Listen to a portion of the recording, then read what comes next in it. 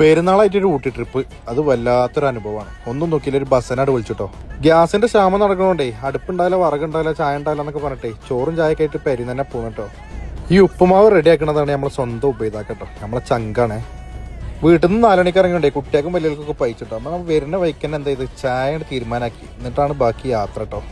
ഈ ഫാമിലി ആയിട്ട് വന്ന ഒരു മെച്ചമുണ്ട് കേട്ടോ, എല്ലാ സ്ഥലത്തും കയറും കേട്ടോ. നമ്മൾ ചെക്കന്മാരൊക്കെ വരികയാണെങ്കിൽ നമ്മൾ എല്ലായിടത്തൊന്നും കയറില്ലല്ലോ. നമ്മൾ ഫസ്റ്റ് വന്നത് ടീ ഫാക്ടറിയിലാട്ടോ. ടീ ഫാക്ടറിന്റെ ഫ്രണ്ടിൽ നല്ലൊരു വ്യൂവും കാര്യങ്ങളൊക്കെ ഉണ്ട് കേട്ടോ. ഈ വരുന്നതൊക്കെ നമ്മളെ കസിൻസ് ആട്ടോ. നമ്മളൊരു ട്രിപ്പ് പോലെ എന്ന് വെച്ചാൽ ആദ്യം ചാടി കയറി വരും കേട്ടോ. ഫുള്ള് സെറ്റാണ്. അങ്ങനെ നമ്മൾ ചായപ്പൊടി ഫാക്ടറിന്റെ ഉള്ളിലെത്തിട്ടോ. ഇവിടുത്തെ ഉള്ളിലത്തെ കാഴ്ചകളൊക്കെ ഒന്ന് കാണിച്ചു തരാം. നമ്മൾ സ്ഥിരമായിട്ട് കുടിക്കുന്ന ചായപ്പൊടി എങ്ങനെയാണ് ഇത് ഉണ്ടാക്കണം എന്നുള്ളൊരു പ്രോസസ്സാണ് ഇവിടെ നടക്കുന്നത് കേട്ടോ.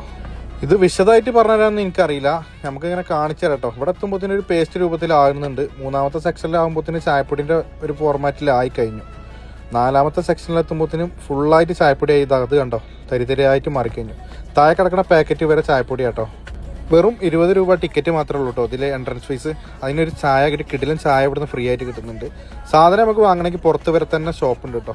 അത് കഴിഞ്ഞിട്ട് നമ്മൾ പിന്നെ പോയത് കർണാടക ഗാർഡനിലാട്ടോ. ഊട്ടിയിൽ വന്ന മസ്റ്റായിട്ട് കയറേണ്ട ഒരു കിടിലൻ ഗാർഡൻ തന്നെയാണ്. ഇതിൻ്റെ വീഡിയോ നമുക്ക് അടുത്തതിൽ ചെയ്യാം. Okay, thank you.